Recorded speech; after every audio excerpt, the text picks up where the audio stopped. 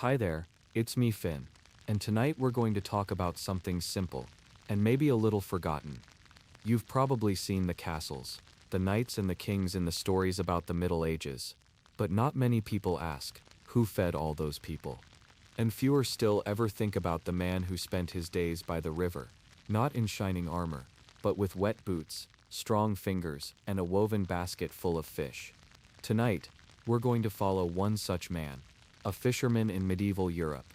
We'll walk with him through his quiet muddy mornings, through his long hours of casting nets, of cleaning, fixing, selling, and sometimes even singing. No swords, no wars, just a slow, steady day in the life of someone whose name never made it into the books, but whose catch filled the plates of peasants, monks, merchants, and even kings. Let's start by subscribing. Alright, let's begin. But the sky was still a soft gray when Arnaud stepped outside. Just before the sun crept over the hills. The village was silent, except for the gentle stirring of crows in the treetops, and the quiet crackle of embers still breathing in the hearths of a few early risers. Arnaud's boots sank slightly into the dew-damp earth. He paused, stretched his back slowly, and looked up at the misty outline of the sky. He hummed to himself, not quite a song, just a sound, a habit. His home was simple. Wooden walls packed with straw, a slanted thatch roof, patched and patched again. His wife would still be asleep. She always stayed tucked in a little longer, wrapped in the heavy wool blanket their daughter had helped spin last autumn. Arnaud's fishing gear hung beside the door, carefully placed each night, always ready. A hand-woven net, slightly frayed at the corners. A long pole, a satchel for bread and cheese. A curved iron knife he kept oiled and sharp. And his basket, made from willow twigs, bent and tied in a tight weave. He had made it himself. It creaked gently when he picked it up. Down by the river, the world was different. Quieter somehow. Even the birds seemed slower there, their songs more distant, muffled by the fog. The river, was his place. Not just for work, but for thinking, breathing. Sometimes, not even thinking at all. The water moved slowly here, wide and lazy, like it had nowhere to go. The reeds were tall and green, dotted with tiny brown frogs that plopped quietly into the water when he passed. He liked that sound. Plop. Ah! He set down his basket and crouched near the shore, his knees popping softly as he did. From his satchel he took out a small piece of bread, stale but still good, and chewed slowly as he scanned the water's surface. No boats today, just him, and the faint ripple of trout circling below. Fishing wasn't always about luck. It was about noticing. The river changed every week. Some days the current moved faster. Some days the fish sat deeper. The wind mattered. The temperature mattered. Even the moon, some said, mattered. And Arnaud, he knew all of it. He had learned by watching, and listening, and waiting. He didn't rush to cast his net. Instead he walked slowly along the shore, eyes lowered, watching for movement. The soft squelch of mud beneath his boots gave rhythm to his steps. When he found a promising spot, he paused, adjusted the weight of the net on his shoulder, and then, with a quiet exhale, he threw. The net spread out in the air, like a gray flower, sinking with a faint splash into the water. He waited, still, quiet, barely breathing. The birds watched from the trees, heads tilted, and then, he pulled. The net came up heavy, wet and dripping. Woven fibers clinging to glistening silver scales. 3 fish. Not bad for the first throw. He smiled, just a little, and placed them carefully into the basket. Still alive, still flicking their tails in protest. The morning went like this. Throw, pull, sort. Sometimes he hummed, sometimes he whistled. Other times he just sat, and let the sound of the water fill the space inside his thoughts. By mid-morning, the sun had climbed just enough to turn the mist into glittering steam. The river shimmered, and so did Arnaud's arms, wet from elbow to wrist, glinting with droplets. He stopped to rest under a tree, took another bite of bread, drank from the flask he carried, a weak cider, brewed by a neighbor last summer, tart and warm in the stomach. He checked the basket, about a dozen fish now, enough to feed his family, and sell a few at the market. Maybe even bring one to the priest. Father Lucien always appreciated a good trout. When he was ready, he pulled out a second net, smaller, finer, used for the shallows. This part of the river, curled around a rock bed, where little fish darted beneath the stones. Trickier, but sometimes he caught eels there, and they sold well. The water here was colder, His hands stung when he dipped them in. He smiled again. She bites today, he murmured to the river. An eel wriggled in the net. Slippery, strong. He chuckled to himself, holding it with practiced fingers, careful not to let it slip. Into the basket. A good day. By the time the sun hung high in the sky, Arnau was back on the path home. The basket weighed more now, thudding gently against his leg with each step. He passed a group of children picking wildflowers by the road. One called out to him, "Did you catch a big one today, Arnau?" He raised the basket slightly and grinned. Big enough. They cheered and went back to their flowers. Back home, his wife was stirring a pot over the fire. The smell of onions and herbs floated through the room like a soft wind. Smells better than river water, Arnau joked as he stepped inside. She smiled without looking up. Wash your hands. He did. And then he set to cleaning the fish, one by one. Quiet, careful work. Removing bones, scraping scales, cutting just right, so nothing was wasted. Some he laid aside for supper. Some he salted for later. Some he wrapped in cloth and placed into the wooden box he'd carry to the market in the morning. Later, after the fish were cleaned, and the supper was eaten, and the fire crackled low in the hearth, Arnaud sat outside again. The stars had begun to show. He leaned back, arms folded behind his head, staring up. It wasn't a special night. No festival. No feast. Just quiet. Just the sound of frogs, and the creak of his own bones, and the whisper of a river, always moving, even when everything else was still. And that was a day in the life of a medieval fisherman. The stars faded slowly, one by one, as morning pulled itself quietly over the hills again. Arnaud stirred before the birds this time, something in his bones. Maybe the shift in the breeze, maybe just habit, had nudged him from sleep. The fire in the hearth had gone out during the night, leaving behind a soft gray powder. The house was cold, still. His wife's breathing was soft, steady, the wool blanket still wrapped around her shoulders. He moved gently, careful not to wake her. The wooden floor creaked under his feet as he dressed thick woolen tunic, patched trousers, and boots that always felt a little too stiff in the morning. He stepped outside. The world smelled of wet grass and earth. He paused for a long moment, breathing it in, then let out a quiet whoom as he reached for the wicker basket near the door. But this morning, he didn't go to the river. No, today was market day. He had packed the fish the night before, layering them carefully in damp cloth and straw. Some were fresh, caught just yesterday. Others had been salted, good for traders or travelers needing food that would last. He tied the bundle with a thick rope, looped it over his shoulder, and set out on foot. The village path curved gently through the fields. The sun was beginning to rise behind him, lighting the sky in soft oranges and pale blues. A few sparrows fluttered from tree to tree, singing to no one in particular. The road to the market wasn't short. It took about an hour if you walked slow, and he usually did. He passed old stone fences, moss-covered and leaning just slightly after too many seasons of rain. He passed the well, where an old woman was already drawing water, her wooden bucket thudding gently against the stones. They nodded at each other. No words needed. As he walked, he saw smoke rising from a nearby cottage, someone else lighting their morning fire. A dog barked once, then lay back down. Everything still felt sleepy, and that was all right. By the time he reached the village square, the other vendors were setting up. The baker was already there, arranging round loaves in neat rows, golden and crusty, still steaming. The cheese seller had hung his cloth banner, a faded piece of linen, with a simple cow drawn on it in brown ink. He gave Arnaud a wave. "Fish today?" he asked, grinning. Arnaud nodded, and lifted the bundle off his shoulder. The smell was strong, not unpleasant, just real. He chose a spot near the fountain. It was an old stone fountain, with a carved lion's head, that dripped water slowly into a mossy basin. The sound of dripping water echoed gently off the surrounding stone walls. He unfolded the bundle with care, laying the fish out on clean cloth. 2 trout, a perch, several small river fish, and 1 slender eel. They glistened in the morning light. Children gathered nearby, curious. One pointed at the eel, and whispered, "Is it a snake?" "No," Arnaud said softly. "It's a fish, but tricky."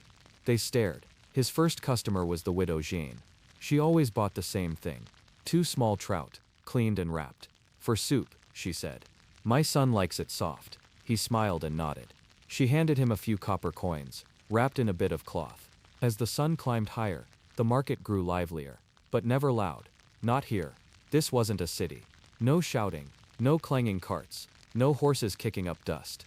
Just the soft murmur of voices, the rustle of linen, the low sound of chickens clucking in a coop nearby. Sometimes a lute player sat near the bakery. He wasn't very good, but he played slowly, gently. Mostly old village tunes. Arnaud liked that. It gave the square a rhythm. Like waves against a shore. He traded a perch for a wedge of cheese. He sold the eel to a traveling merchant, who said he was headed to the abbey. He gave a small fish to a barefoot boy who had no coins, but offered him 2 eggs in return. That was enough. By midday the cloth was almost empty. Just one fish left. A silvery long one with thin delicate fins. He wrapped it and tucked it away. Maybe they'd eat it for supper. Or maybe he'd offer it to the old priest, who sometimes gave him beeswax candles in return. He leaned back against the stone wall behind him, and watched the clouds drift across the sky. The smell of bread filled the square. The wind was warm. A baby cried softly somewhere nearby. He let his eyes drift closed, just for a moment. When he opened them again, the market had started to quiet down. People were packing up, tying bundles, folding cloths, waving farewells. He stood, stretched his legs, and gathered his things. The walk home always felt longer, but not in a bad way. It gave him time to think. Sometimes about nothing at all. Just the rhythm of footsteps. The way the basket shifted against his side. The way the wind moved through the grass. Back home, his daughter was waiting near the well. She was 8, maybe 9. He sometimes forgot. "Did you sell the big one?" she asked. He nodded. "And the eel?" "Gone," he said. To the monks. She wrinkled her nose. "I don't like eels." He said, smiling. More for the monks then. Inside, his wife was kneading dough. The fire was warm again. The room smelled of herbs and yeast. He set down the last fish. She raised an eyebrow. "A gift for me?" "For us," he said. She smiled and nodded toward the cutting board. "Then clean it." He did. Carefully. Quietly. The knife moved in steady motions. The scales came off in shiny flakes, like tiny coins. The flesh was firm. Fresh. He cut, rinsed, and handed it over. She placed it in the pot with garlic and parsley. As it cooked, he sat by the window and looked out toward the river in the distance. The same river that had been there yesterday, and would be there tomorrow. Always moving. Always the same. Always different. Later that evening after supper, his daughter asked for a story. He wasn't much of a storyteller, but he tried. He told her about a fish he once saw, longer than his arm, with eyes like polished stone. She gasped, "Did you catch it?" He shook his head slowly. "No. I let that one go." "Why?" Some things are better left swimming." She didn't understand, but she smiled anyway. She liked the sound of it. So did he. And as the fire crackled lower, and the light outside dimmed into the blue of twilight, Arnaud sat quietly, hands folded in his lap, eyes soft and half-closed. The day had been long, but not hard. And tomorrow, the river would be waiting. The morning mist was thick over the river, like a soft woolen blanket pulled low across the earth. You couldn't see far ahead. Just the whisper of water, and a few blurred shapes. The reeds, the old willow tree leaning over the bank, and Arnaud's silhouette, quiet and still, with a net in his hand. He liked mornings like this. The world felt slower, muted. Even the birds were quiet, almost as if they too were listening. He stood knee-deep in the river. Boots sunk gently into the muddy riverbed, not moving much at all. The fishing net floated beside him, folded in his hands. He waited, just like he always did. Fishing wasn't about catching fish, really. Not always. It was about noticing things, small things. The way the mist curled over the surface. The way a single ripple widened and faded. The way a frog croaked once, and then stopped. He blinked, lowered the net, and moved, just a little. Not yet. Still too early. He stepped back toward the shore. The boat was tied up nearby. Small. Nothing special. Just planks of wood, patched and repatched over the years. It creaked when he touched it softly, as if it had just woken up too. He untied the rope and gave it a nudge. It floated out gently, like it had done 1,000 times before. He climbed in, slowly. The net beside him, a clay jug of water, a bit of dried bread. The oars made little sound, as he rowed out into the deeper part of the river. A wall de brawl. The water was darker here, deeper, but calm, just like him. He stopped rowing, let the boat drift, and then carefully, he lowered the net. Not fast, not sudden, but like tucking a blanket around a sleeping child. He waited again. He always waited. The mist began to lift. Shapes became clearer. The far bank, the old mill's roof, a flock of birds fluttering in the trees. He leaned back against the boat's side, and chewed a bit of bread. Still warm from his wife's oven. He liked that. The river began to speak again. Soft sounds, tiny splashes, the ripple of a fish just beneath the surface. Not a lot, just enough. He watched the net. He always did. Like a guardian, like a watcher of things below. And after a while, not long, not short, he felt it. A tug, small, but there. He pulled the net in, hand over hand, slow and steady. Inside, 3 small fish. Nothing grand, nothing heavy, but enough. He placed them in the bucket at his feet, covered them with a damp cloth. He leaned back again, let the boat rock, closed his eyes, just for a moment. When he opened them, the sun was higher, the mist had cleared, the day had begun. He rowed further downstream, to where the willows drooped low, where the water was cooler, shaded. He liked that spot. It reminded him of when he was younger, when he used to come here with his uncle. That was a long time ago. He could still remember the way his uncle's hands smelled of river mud and pine tar. The way he always hummed the same tune. The way he told stories that made no sense, but always made you feel warm inside. He dropped the net again, waited again, and this time, a bigger one. A perch. Fat, shiny. It flopped once in the net, then stilled. He smiled. He only ever took what he needed. That was something his uncle had taught him. You don't need the whole river, lad, he used to say. Just enough to fill your belly, and maybe one for your neighbor. That always felt right. By midday the bucket held 6 fish. He could have caught more, but didn't. Instead he rowed back to shore. The wind had picked up just a little. The trees rustled softly. The boat bobbed behind him as he tied it up again. He looked back at the river, gave a quiet nod, and turned toward the path home. As he walked he passed the herb woman's cottage. She was outside, tending her garden. Arnaud, she called softly. Do you have any trout? 1, he said, lifting the cloth. She smiled. I'll trade you for thyme and wild garlic. He nodded. They exchanged goods quietly. She handed him a little bundle tied with twine. The herbs smelled strong, fresh and green. He tucked them into his coat pocket. Further up the path, he saw a small boy sitting on a stump, staring at an anthill. Morning, Arnaud said gently. The boy looked up, blinked and nodded, then pointed. They're building a bridge, he whispered. Arnaud crouched beside him. Sure enough, the ants had placed a twig across a small puddle. They moved in single file, one by one. Arnaud said. They're clever. Like you, the boy said. Arnaud laughed, but only a little. Not that clever, he said. Just patient. He continued on. The basket felt heavier now, but not in a bad way. More like, full. At home, the door was open. His wife was sweeping the floor. His daughter sat cross-legged by the fire, carving a piece of wood. He placed the fish on the table. 6, he said. Ah, she replied. We'll share with Marta. Marta was the old woman who lived 2 cottages down. No family, few coins, but always a kind word. He nodded. Yes, that sounded right. They cleaned the fish together.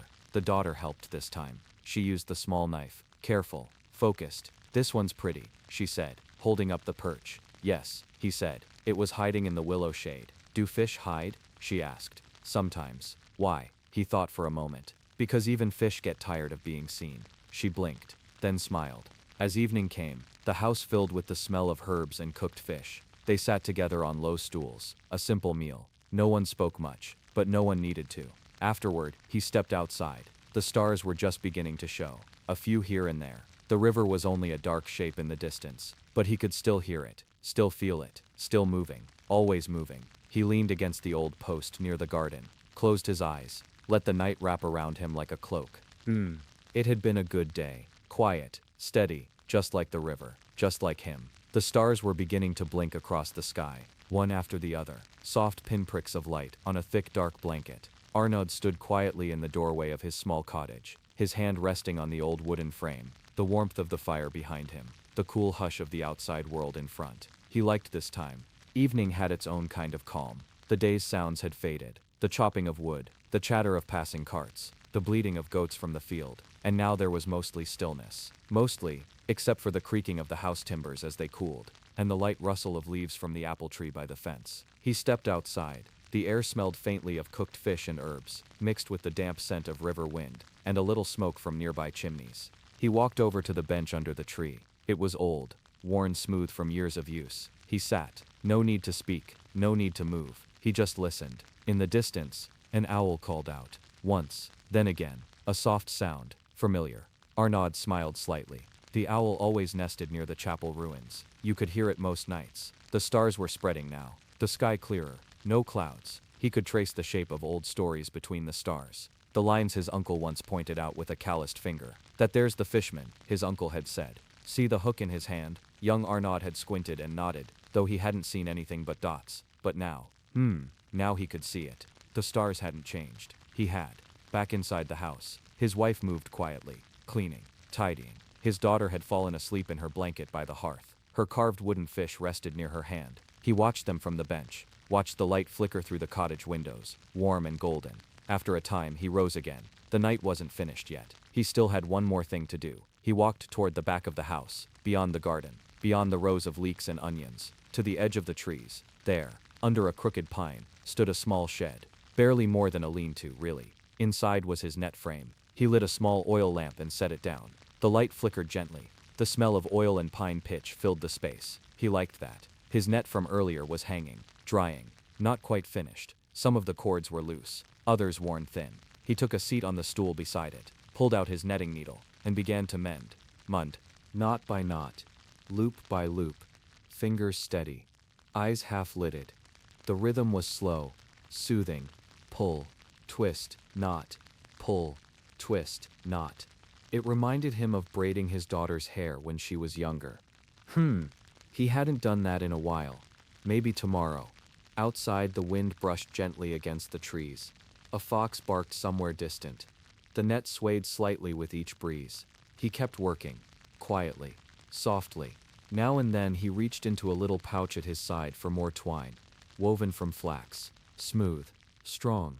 He had traded for it from the spinner who lived near the marsh. She always gave him good thread. In return, he gave her the fish heads. She fed them to her geese. Everyone had their little trades. Everyone kept each other going. He looked down at the net again. It was almost ready. It had taken days to weave it in the first place. Netting wasn't fast work, but it lasted. It mattered. His fingers moved slowly. Not because he was tired, just because there was no need to hurry. No one rushed the river, so he didn't either. By the time he tied the last knot, the oil lamp had grown dim. He blew it out gently. The shed filled with shadow. He stepped outside. The stars had shifted again. Higher. A little brighter. The owl called once more. This time closer. Maybe on the garden wall. He walked back toward the house. Inside, his wife was waiting with a small cup of cider. Warm. Steamed gently in the cold night air. He took it. Nodded thanks. They didn't need words.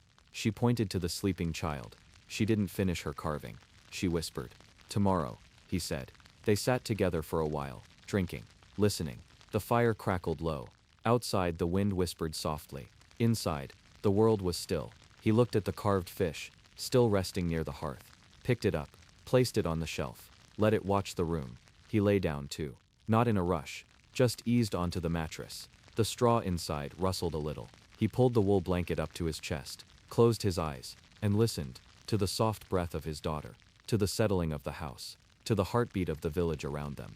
The stars above the roof, still turning, the river in the distance, still flowing, the owl on the wall, still watching. Tomorrow would come again, but for now, the night was enough. Just like this. The sound came first, soft, gentle, like the hum of a breeze slipping through tall grass, or the lazy splash of water lapping against a worn wooden dock. Arnaud stirred beneath his wool blanket. The fire had long since gone cold, leaving the stones dark, but the warmth of sleep still clung to his bones. The cottage was quiet, just the faint creak of the roof timbers above, and the occasional chirp from something tiny in the rafters. Maybe a little mouse, or the swallow that sometimes found its way in and made its home in the corner. Outside, a few birds were beginning to stir. Not loud ones, just soft calls, like whispers meant for the trees. He opened one eye. The light was faint, gray-blue, like mist over river water. Dawn, early. He could smell the wet earth even before he stepped outside. Rain must have fallen in the night. The air was heavy with it. Not muddy, just green, alive. He sat up slowly, stretched. The straw mattress gave a little sigh beneath him.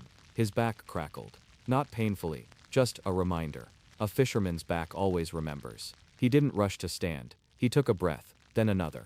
He could hear his daughter's soft breathing from the next room, still curled up under her little blanket, probably dreaming of rivers and fish, with tiny carved smiles. Today would be a good day. He could feel it. He reached for the folded tunic at the foot of the bed. Wool, worn thin, comfortable.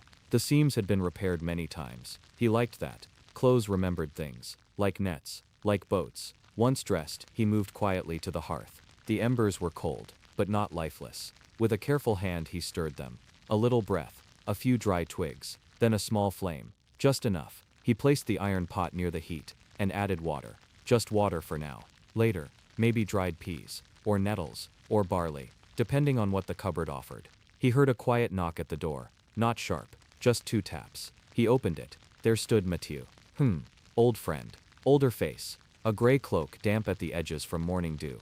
No words were needed. They both nodded. It was time. Fishing didn't wait. Arnaud stepped outside fully now, closing the door softly behind him. He carried his repaired net folded across one arm. Mathieu had his basket slung on his back. Both had a steady pace, slow but with purpose. Their boots pressed into the soft ground, leaving clean tracks along the path past the vegetable garden. The soil squished slightly, but not too much. It would dry by midday. As they walked, the morning world slowly opened its eyes. Tiny snails on the edges of leaves, a squirrel darting across the stone wall, a pair of ducks in the distance, muttering sleepily to each other. The path curved along a small rise. From there, you could just make out the water. The broad stretch of the river, sleepy and silver in the dawn light. Still, like glass, but alive underneath. Always alive. They reached the old wooden dock. Just 3 planks wide, patched in places with driftwood, and moss growing on the edges like a soft border. Their boat was tied at the far end. Small, low, enough for 2. No need for more. They untied it slowly. The rope creaked gently, then dropped with a soft splash into the water. Mathieu held the boat steady while Arnaud stepped in. Then he followed. No words, just small grunts and nods. They'd done this too many times to need talking. The oars dipped into the river. Not with a splash, with a shuff, a whisper. They rowed out, the boat gliding like a dream across a mirror. The village behind them, the trees leaning in from both sides, their leaves just brushing the water like they were tasting it. They stopped near a bend in the river. It was a favorite spot, not marked, not written on any map, but the fish always seemed to like it. Deep, cool, shaded. Arnaud reached for the net, held it up. The repaired cords caught the morning light like threads of silver. It looked good. It felt good. With a practiced motion he cast it out. Not with flair, not with noise, just a swing of the arm, a turn of the wrist. The net spun, opened wide, and landed with a soft splash. Circles spread outward, then stilled. Fishing wasn't about doing, it was about being. Time passed. The sun rose a little higher. Light spilled onto the water like honey. Birds began to call more boldly now. The trees rustled softly in reply. Arnaud adjusted his seat. Mathieu passed him a small loaf of barley bread. They chewed slowly. Crumbs fell into the river. A fish might like that too. Then just the faintest pull. A tremble in the net's cord. He leaned forward. Careful. Slow. He hauled it up. Dripping. Heavy. Alive. Fish. Not many. But enough. Fat river fish. One still wriggled faintly. Silver and green. The others were calm. Eyes round. Tails flicking. Arnaud smiled slightly. He reached out, took one gently in his hand. Not rough. Not careless. He turned it. Checked the gills. Healthy. That was good. That meant the water was good. The fish had stories too, if you knew how to listen. They placed the catch into the water-filled basket. Let them swim for now. Keep them fresh. They'd head back soon. But not yet.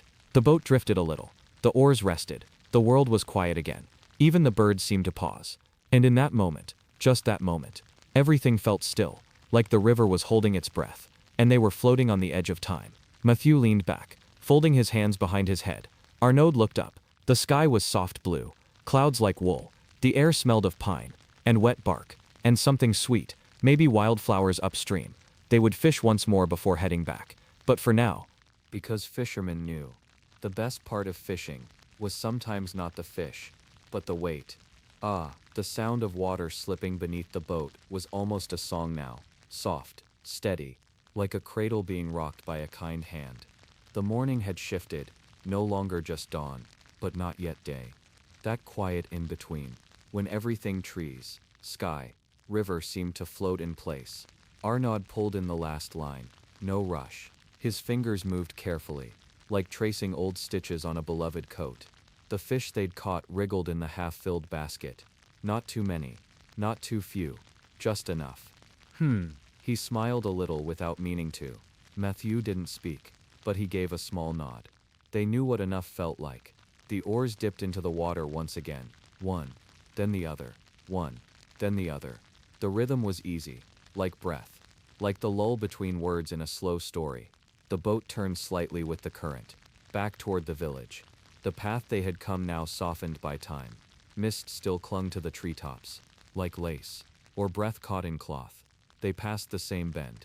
The same leaning willow. The same blackbird's nest tucked in the roots. But it all looked gentler now. Like the river had tucked everything in with a soft blanket of light. Closer to shore, they saw a few others. Fishermen. A boy walking with his grandfather. A girl with a net too big for her hands. She waved. Arnaud raised his fingers in reply. The boat bumped gently against the dock. The sound of wood meeting wood. Soft, but certain. They tied it off. Lifted the basket. Each fish glinted in the morning sun. They were beautiful. And silent. Like treasures from a forgotten kingdom below. Back on land. Their steps were slower. Not from age, but from peace. Fishing settled something deep in the bones. Made time stretch in quiet ways. The village was starting to hum now. Smoke curling from chimneys. A cart squeaking past the chapel. The sound of hooves in damp earth. Not fast, just steady. A rhythm older than memory. At home, Arnaud opened the door softly. Little Beatrice was still asleep. Her small foot poked from beneath the wool blanket. Her carved wooden toy nestled beside her cheek. He smiled. No need to wake her yet. He set the basket near the door and removed his boots. One. Then the other. Like an old ritual. Then he washed. Not fully. Just hands and face. Cold water in a clay bowl. It bit a little. But it felt good. Like the river had left its touch. He sat down by the hearth. Added a few dry twigs. Amari. The fire caught slowly. It crackled. Then settled. He placed the small pot on the stones. A pinch of dried herbs. Some wild onion. One handful of barley. And water. Always water. The scent rose gently. Earthy. Simple. Like warmth in steam form. Matthew had gone home. But they would meet again later. There was always mending to do. Ropes to dry. Nets to check. Oars to scrape. But not yet. First, a little breakfast. And maybe a quiet moment. The door creaked gently. Beatrice stood in the frame. Hair tangled from sleep. Her eyes squinted at the sunlight coming through the small window. She smelled the broth, and smiled. She crossed the room without a word, and curled up beside her father on the bench. He placed a gentle hand on her head. "Fish?" she asked softly. He nodded. "A few. Big ones. One or two. Did you talk to them?" He looked at the pot thoughtfully. "Not today. They were too sleepy." She giggled quietly, then rested her head against his arm. The morning passed in slow pieces. He cleaned the fish by the back step. Not rushed. Each scale like a tiny silver coin falling to the ground. He used the old knife, its handle dark with age. The blade had been sharpened so many times, it was almost a different shape now. But it still cut clean. He hung the fish on the drying rack outside. 3 would be salted. 2 smoked. 1 kept fresh for the evening. The others, perhaps traded, or shared. The widow with the bent back liked river fish. And the old priest near the edge of town often asked for bones for soup. No fish was wasted. After lunch, he walked to the small shed behind the house. It smelled of old rope and wood smoke. Inside, the net hung from its pegs, still damp. He would need to untangle a few spots. Humbly. The work was quiet, thread by thread, knot by knot. He sat on the low stool, knees bent just so. Sunlight slanted through the cracks in the wall. Dust danced in the beams. It was warm in a slow kind of way. The kind that made the eyes droop, but the hands keep moving. Beatrice brought him a cup of water. She had added 2 crushed mint leaves. It was sweet in the way that only simplicity can be. He drank slowly, each sip like a pause in the day. Outside, a few chickens clucked. A dog barked far off. Someone was hammering near the blacksmith's. The air smelled of iron and spring. He thought of tomorrow, the river again, maybe the other bend, or try near the rocks. He'd heard a few of the boys saw trout there last week. Trout were trickier, but tasty. By late afternoon, the fish were hung neatly. The net mended. The basket cleaned. The knife wiped. The boots placed side by the door. He sat on the small bench near the front of the cottage. The sky was beginning to soften again. Gold at the edges. Blue fading like old dye in a wool tunic. Beatrice played with her toy by the step. A little fish carved from driftwood. He'd made it for her one winter. Its mouth was open in a permanent surprise. She liked to pretend it could talk. They sat together in that quiet way that needs no words, just the sound of the wind in the reeds, and the last light sliding over the hills, and the feeling that everything for now was just as it should be. Tomorrow would come, and the river would still flow, and the fish would still swim, and he would still rise in the early dark, with boots to lace, nets to carry, and silence to meet, because this was a fisherman's life. Not fast, not loud, but deep, and still, and full, like water, always moving, even when it looked perfectly still. Ah, a soft breeze rolled through the valley, like a sigh from the sky itself, not strong, just enough to lift the edge of a linen cloth left out to dry. The evening had deepened, but not fully, that in-between light, like honey poured slowly across a wooden table. Arnaud sat by the well now, a wooden bucket by his feet, cool water still dripping from the rope, the stone rim beneath him warm from the day's sun. His back rested against the worn beam of the well roof. He wasn't thinking, not really, just feeling, just being, the kind of stillness that only comes after a full day, not from exhaustion, but from quiet satisfaction. Across the path, an old woman brushed grain from a small wooden trough, her cat curled up nearby, blinking slow and long as if even it couldn't be bothered by time. The chickens had returned to their coop. The goat lay near the fence. A bell chimed once from the chapel, soft, like a whisper between friends. Inside the cottage, the fish stew simmered gently, its scent curling through the cracks in the shutters, mixing with the evening's earthy breath. Wild herbs, wood smoke, slight salt in the air from the drying rack, and the faint sweet edge of hay. Little Beatrice had fallen asleep early. Her hands still clutched the wooden fish, blanket wrapped like a cocoon around her, one foot again sticking out. Always, Arnaud had chuckled at that. Even in her dreams she had to be part wild thing. The hearth crackled low. Not for heat, just company. Its glow flickered across the stone walls. He'd placed a few river stones near the flames, smooth ones, collected over the years, not for any reason, just because. He liked how they held warmth and stories. As the night drew closer, Arnaud rose and walked slowly toward the back of the house. He passed the little herb patch, sage, rue, a bit of lavender, though it struggled in the soil.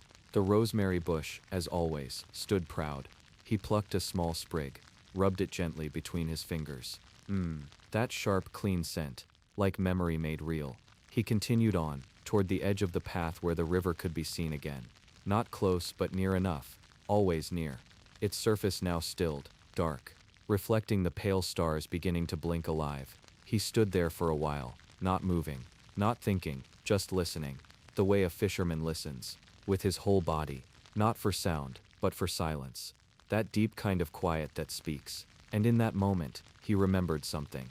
Not a big thing, just a small thread of thought, from years ago. A day much like this one. The river, his father's boat. He'd been no taller than the oar handle, and he had asked, "Do the fish sleep?" His father had looked at him, half smiling, then answered in his slow, thick voice, "No, son, they drift." Arnaud had nodded then, even though he hadn't really understood. But now he thought he did. Fish didn't sleep the way people did. They simply drifted, eyes open, moving through the water's cradle, not fighting it, just going with it. A lesson there maybe. He turned back toward the cottage, letting the rosemary fall from his hand. The stars above had multiplied. 1, then 3, then many, and the moon, a thin sliver, just beginning to show its pale curve. Inside, the fire had died down, just embers now, the kind of glow you could watch for hours or fall asleep beside, the kind that made time seem soft and made the air feel safe. He pulled the wool blanket from the chair, laid it gently over Beatrice, then sat again by the hearth, his back curved, arms crossed over his chest. Not cold, just thinking. No, not thinking, just drifting, like the fish. In the distance, an owl called, twice. Then silence again, the kind of silence you could walk on, like a soft floor beneath the stars. And then, sleep came. Not fast, but slow, gentle, like a boat rocking, like the pull of a soft current, like being held by something older than time. Because in this life, a fisherman didn't chase dreams. He let them come, let them drift toward him, one ripple at a time.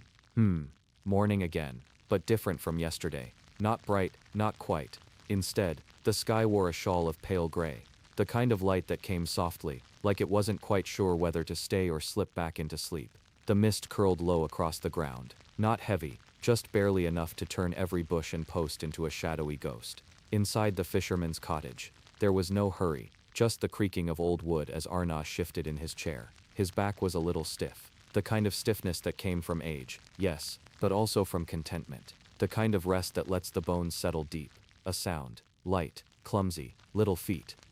There she was, Beatrice, blanket still wrapped halfway around her shoulders, hair tousled into a storm of soft brown waves. She rubbed her eyes, yawned, and leaned against his leg like a small drowsy fox. Papa. He ran his hand gently across her back. No need for words just yet. Not when the world was still waking. He poured a bit of water into a small clay bowl, splashed his face. The cold surprised him, as it always did, like a quick pinch from nature itself. Alive.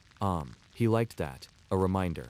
The hearth was cool now, just faintly warm stones. So, he added 2 pieces of kindling, a pinch of dried moss, and breathed carefully into the center, until like magic, it came back to life. Slow orange glow, crackling softly, waking just as he had. This morning wouldn't be for fishing. Not today. There was something else. Every few weeks he made the walk to the neighboring hamlet. Not far, but far enough to be felt in the legs. There was a small market held there, and today, he needed to trade some dried trout, a coil of thin netting he had repaired last week, and, oh yes, a few feathers Beatrice had collected, bright ones. Magpie and Jay, children there sometimes paid with little carved tokens for such things. Arnaud never asked why, he just accepted them.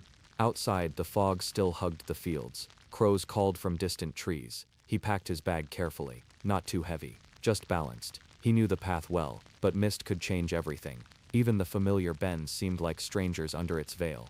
Beatrice would stay with old Maud, the village's soft-spoken baker. She always smelled like flour and wood ash. Her cottage was the one with red flowers painted along the lintel. No one knew who had painted them. They'd just always been there. Arnaud crouched, kissed Beatrice's forehead, and pressed a small round stone into her hand. "Keep this warm till I return," he whispered. She nodded solemnly, as if holding the tides in her palm. And then he began. Down the path, past the well, past the row of half-buried fence posts, and into the mist. The sound of his boots on damp earth was the only rhythm.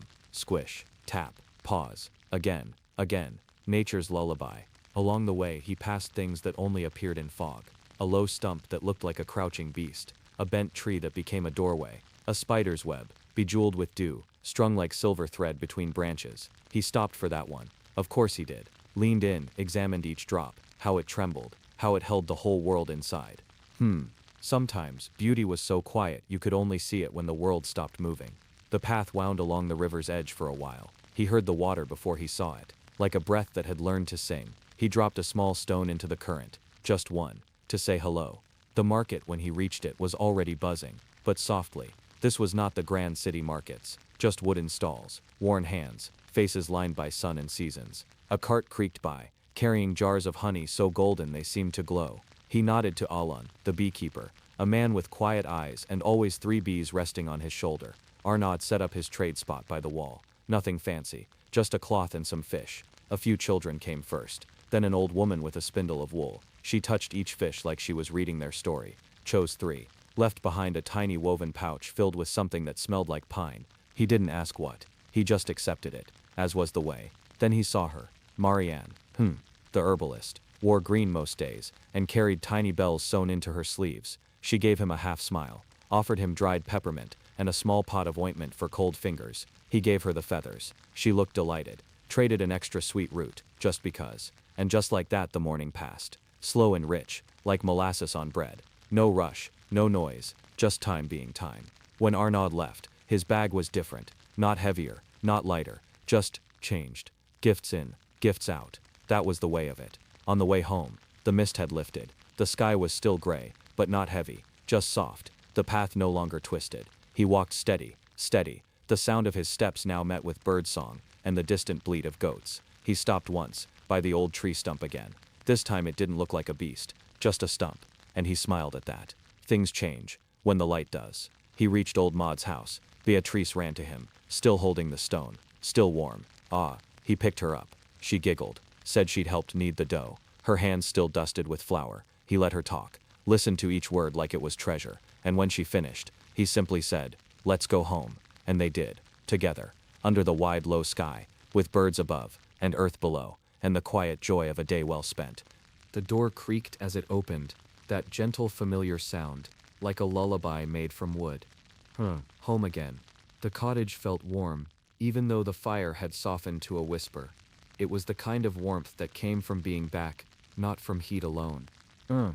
Arnaud stepped inside and set his bag gently near the bench. The little pouches, the sweet root, the peppermint, all quietly waiting to be used, in their own time. Beatrice padded in after him.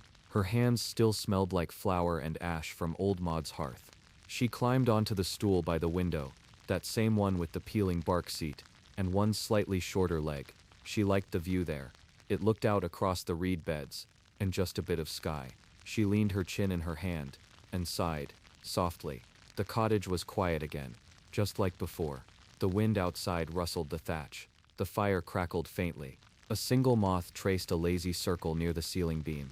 Arnaud took the bundle of dried peppermint, crushed a few leaves between his fingers, and dropped them into a small clay pot with hot water.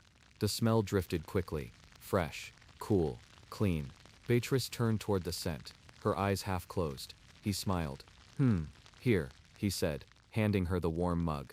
She wrapped her hands around it like it was a treasure. The sky outside was changing again, not quite sunset yet, but moving toward it. The light was becoming warmer. Just a hint, as if the clouds themselves were beginning to yawn. He stepped outside, not far, just to the edge of the little garden beside the house. It wasn't much. A few leeks, a cluster of sage, some thyme clinging to life between two flat stones. He crouched, pinched a few herbs between his fingers, and inhaled deeply. That green smell, earthy and stubborn. He liked it. It reminded him of things that kept growing, even when they didn't have to. Behind him, Beatrice called out. She held up a lump of dough wrapped in cloth. Maud had given it to her. "Can we bake it?" she asked. Arnaud nodded. Of course. He gathered kindling again, fed the hearth, and the orange glow returned, steady and slow. The bread took its time.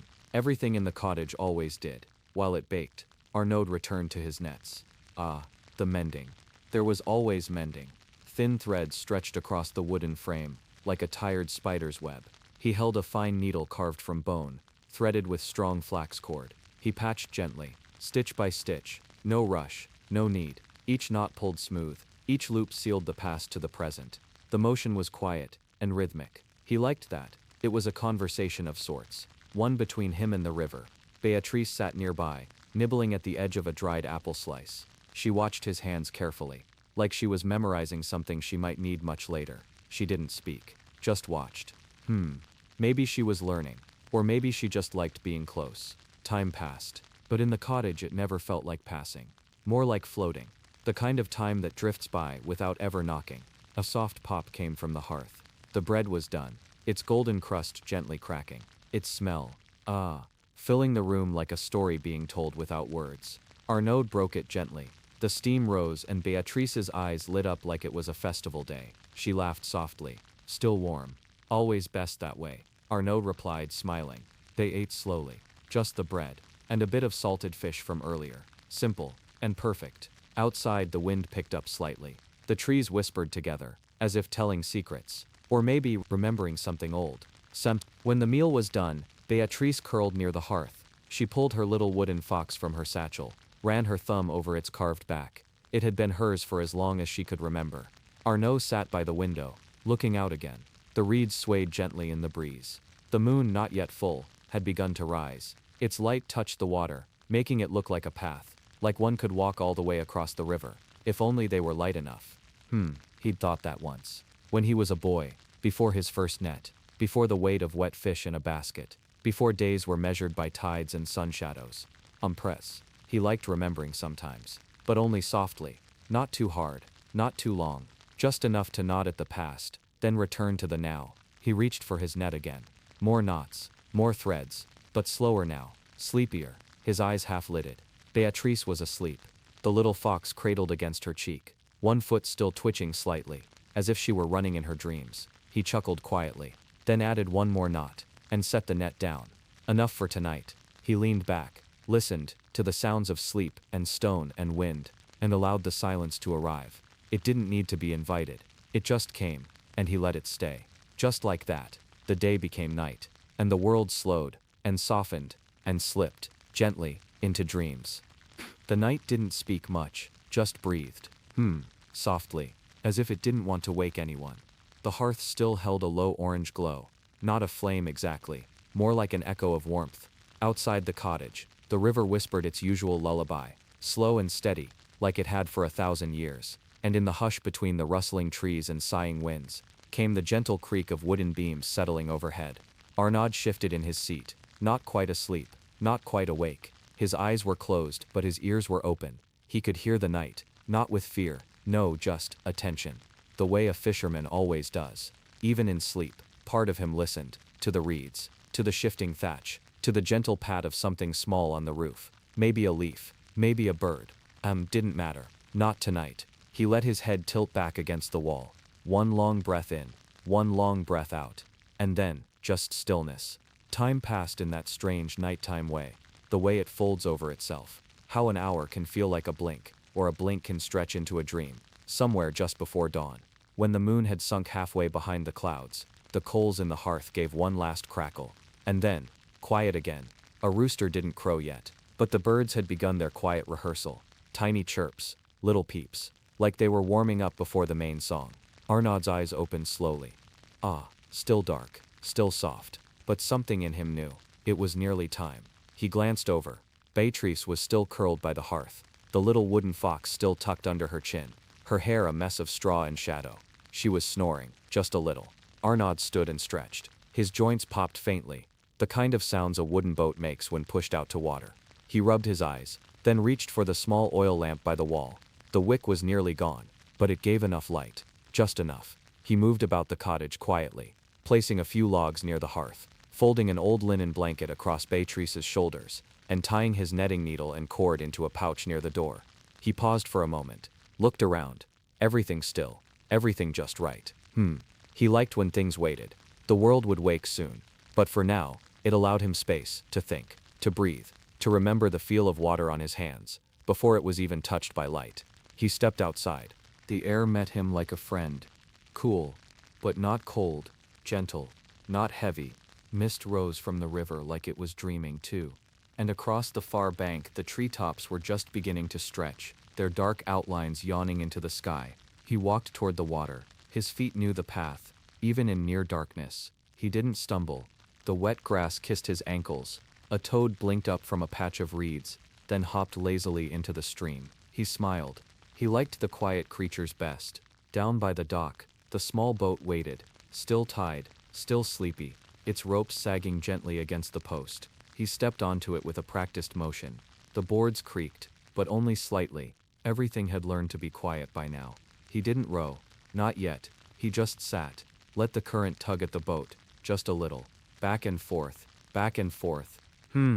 It was like the boat was rocking him to sleep now. He reached into the basket beside him. Not for tools, but for the journal. An old one. Leather cracked from damp seasons. The pages smelled like ash and salt. He opened it slowly. The ink inside was faded, but his notes were still there. Tides, seasons, the spring where the fish gathered, the stump where the herons nested, the place the otters always played, just before dawn. He smiled at the scribbles. So many little thoughts, so many small things. People always imagined a fisherman's life was about the catch, but that wasn't true. Not really. It was about the rhythm, the listening, the soft watching of things no one else noticed. He took a bit of charcoal, added a new note. Water low, mist thick, birds late today. That was enough. The river would remember, and maybe later, so would Beatrice. The boat rocked once more. He put the journal away, then finally, picked up the oar, just one. No rush. He dipped it into the water. The boat slid forward, quiet as a whisper. He didn't fish yet, just drifted. The mist parted slowly before him, as if giving way out of courtesy. The water gurgled faintly. A duck quacked once, sleepily from a nest in the reeds. He passed it by, let it rest. Up ahead he saw it. The willow bend, where the roots tangled into the water like fingers. He always started there. The fish liked the shadows beneath it. He dropped anchor gently. Not metal, just a stone netted in rope. It sank with a muffled splash, and the boat stilled. He knelt, pulled one of the smaller nets from his basket, tied the ends to his wrists with soft cord. This way, if he dropped it, it wouldn't drift away. He lowered it slowly, felt the pull of the water. There. That was good. He watched the surface, the faint rings spreading outward. The sun hadn't risen yet, but the sky was changing, shifting. The black became blue, then gray, then just a little bit gold.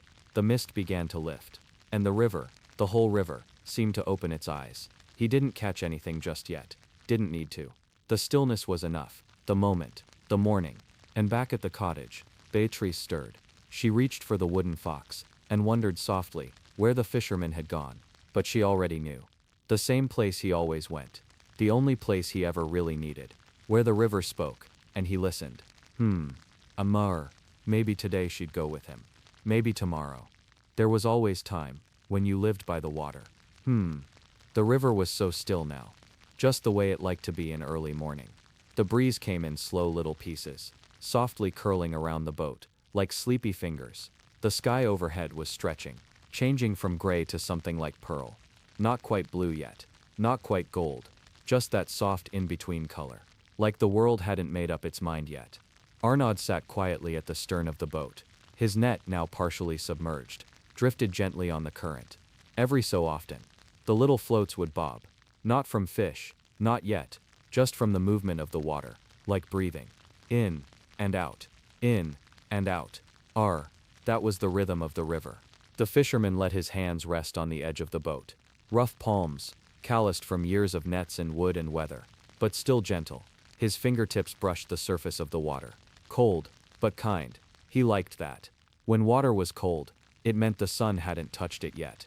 Meant he'd arrived before the day had truly begun. That was always his favorite time. Back at the cottage, a small sound broke the stillness. A door creaked open, then creaked closed again. Soft little footsteps in the grass. Bare feet. The little girl was awake. Beatrice. She didn't run, didn't shout. She just walked slowly down the familiar path toward the river. The hem of her linen shift trailed behind her, collecting dew from the morning grass. She held the wooden fox tight in one hand, and something else in the other. A little bundle wrapped in cloth, still warm from the hearth. Breakfast. Arnaud heard her before he saw her. The smallest crunch of a twig, the way a bird hesitated in its song. And then, he turned. There she was, standing on the dock, her hair still tangled from sleep, her cheeks pink from the cold, and that look on her face, that same sleepy, steady look she always wore when she was about to ask for something. But this time, she didn't speak. She just held up the bundle, and pointed at the boat. He smiled, nodded, and rowed toward her. The little boat bumped the dock gently. Arnaud reached out, held the edge steady. Beatrice climbed in carefully. She'd done it before, many times, but always with the same quiet care, like she knew the boat had to be asked, not just used. Once she was settled, she handed him the cloth bundle. He opened it slowly. Inside, 2 small pieces of oat bread, still warm, and a few slices of boiled turnip. Not much, but enough, more than enough. They ate quietly. No words, just crumbs, and the sound of the river. After a while, Beatrice asked, in that low voice only morning allows, "Did you catch anything?" Arnaud shook his head. Not yet. She looked at the net, watched it float, and then asked, "Do you always wait first?" He nodded. "A fisherman doesn't hunt," he said gently. "He listens." She thought about that, chewed the last bit of turnip slowly, then leaned over the edge of the boat, looked into the water. "Are they talking now?" He smiled again. Almost. For a while they both just sat there. The mist lifted fully now. Sunlight was finding its way down through the trees, through the leaves, and into the river. The water lit up softly, not bright, just enough to show the movement beneath. Little shadows. Here and there.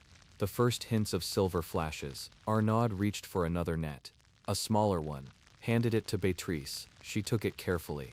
"Hold it just like this," he said, showing her. She copied him, sat up straight, held the net in the water just as he did, then whispered, "Now what?"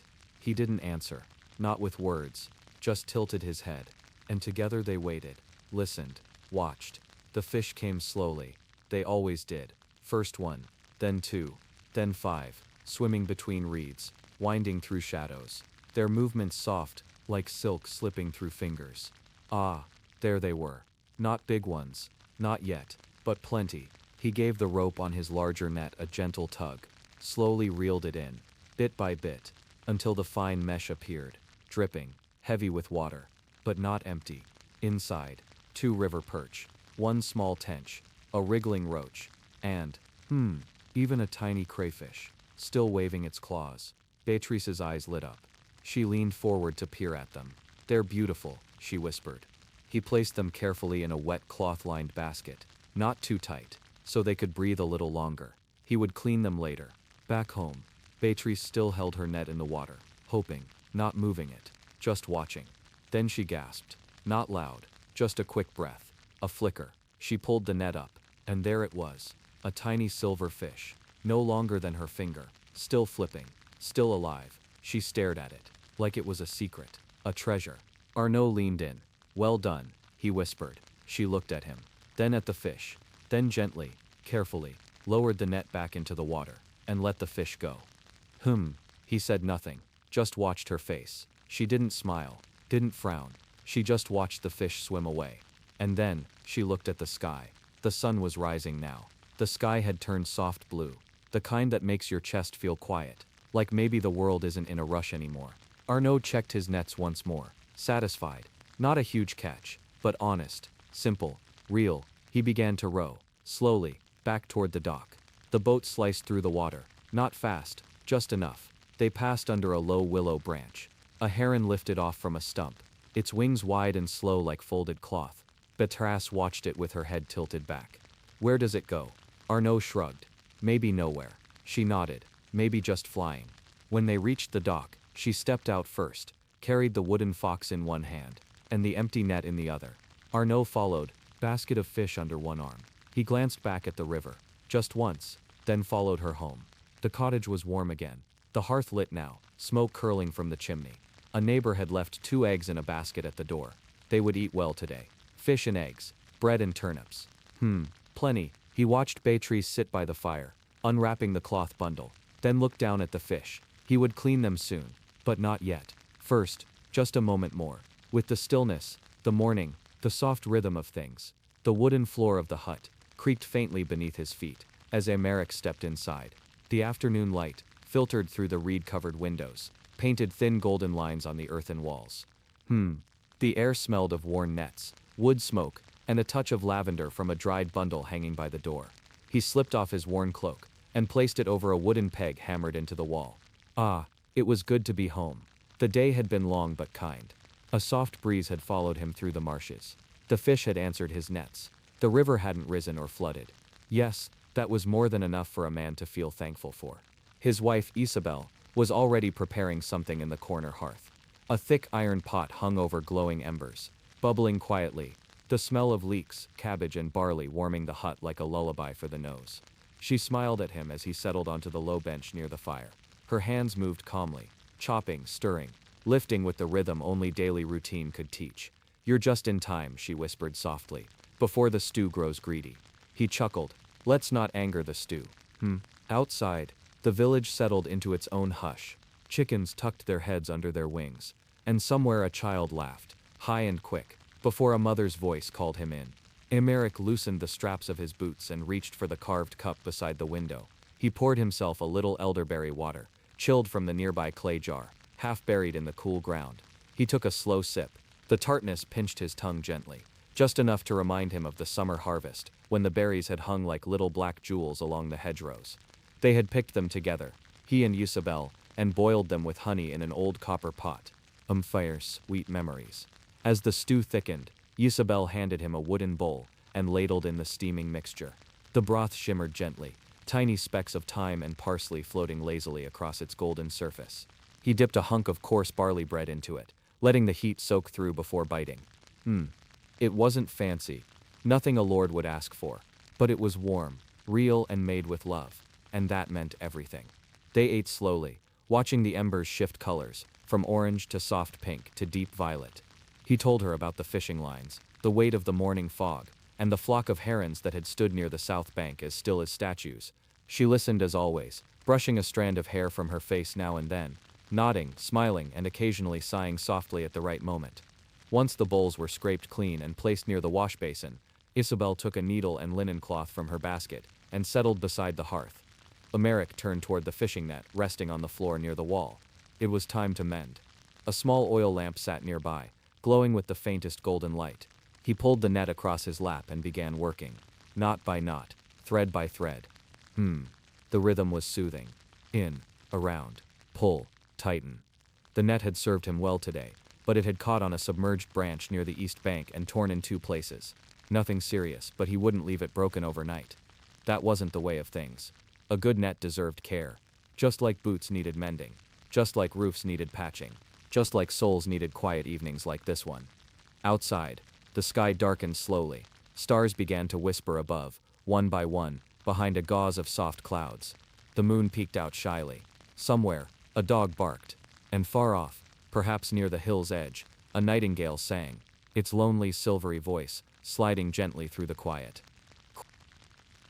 "Do you think the geese will return tomorrow?" Isabel asked suddenly. He paused. "I think so. They always do in their own strange way." "Good," she said simply, returning to her stitching. It was true. Every spring, a group of wild geese arrived in the fields behind the marshes. They came at sunrise, honking, flapping, and strutting like they owned the land. The children loved to chase them. The elders watched with knowing smiles. And the fishermen, well, we listened. Geese were funny creatures. Loud, proud, but they watched the water better than anyone. Emmerich had learned that if the geese stood near the southern reeds at dusk, the fish would be thick by morning. If they scattered before dawn, a storm was coming. Strange, perhaps. But fishermen trusted what they saw, and what they'd seen for years. Outside, the wind picked up slightly, brushing the roof thatch with a dry whisper. He looked up at the wooden beams above, and gave them a little nod. Still holding, still strong. A part of him wanted to sleep. His shoulders ached gently, his knees creaked when he shifted. But he had one more thing to do. He rose and opened a small wooden box near the door. Inside lay his carved floaters. Small bits of wood shaped to sit atop the water and signal a bite. One had chipped today. He picked it up, turned it in his fingers, and reached for his little carving knife. Outside, the moonlight spilled gently across the village roofs, like milk poured from a clay jug. Inside, the hush deepened. Carving always brought peace. The tiny shavings curled away with each stroke, soft, feather-light, falling like little dreams onto the tabletop. And with each slice he remembered. His father's hands doing the same thing long ago. His first fishing trip with a net too big for his arms. The time he fell into the river, and had to dry by the fire in his underclothes, while the village children laughed. The quiet pride when he first caught a pike, as long as his forearm. Memories drifted in and out, soft as mist, gentle, unhurried. He placed the fixed floater into the box, and closed it with a click. His work was done for the night. He turned to Isabel, who had already placed her stitching aside, and covered herself with a thin wool blanket. Her eyes were nearly closed. A soft smile lingered. He reached over and touched her hand gently. "I'll put out the lamp," he whispered. She nodded slowly. The wick dipped into the oil and sizzled faintly as it died. The room fell into darkness, warm and wrapped in silence. Only the embers remained, glowing like sleepy eyes beneath the hearth. He slipped under the blanket beside her, letting the warmth wrap around his legs, chest, arms, thoughts. Another day lived, another net repaired, another quiet evening with a full belly and an honest fire. Yep, that's all a fisherman could ever ask for. The sky was still dark when Emmerich stirred beneath the woolen blanket. The coals in the hearth had faded into soft gray ash, and the quiet was thick enough to feel. Not even the crows had started yet, just the hush of a sleeping village, and the slow, even breathing of Isabel beside him. He didn't rush to move. No, not yet. Instead, he watched the faint outline of the rafters above, the way the moonlight spilled in crookedly through the reeds in the window, the scent of yesterday's stew still lingering faintly in the corners of the hut. The day hadn't begun, not truly, but for a fisherman, well, it always began before the sun decided to wake. Emmerich sat up slowly. The blanket slid off his shoulders and let in the coolness of early dawn. He reached for his tunic and pulled it over his head. The linen was cold against his skin at first, but he knew it would warm soon enough. One boot at a time, then his cloak, then his knife slipped quietly into the leather strap near his belt. Always the same rhythm. He liked it that way. He stepped outside, quietly, letting the door creak only a little. The village was still wrapped in slumber.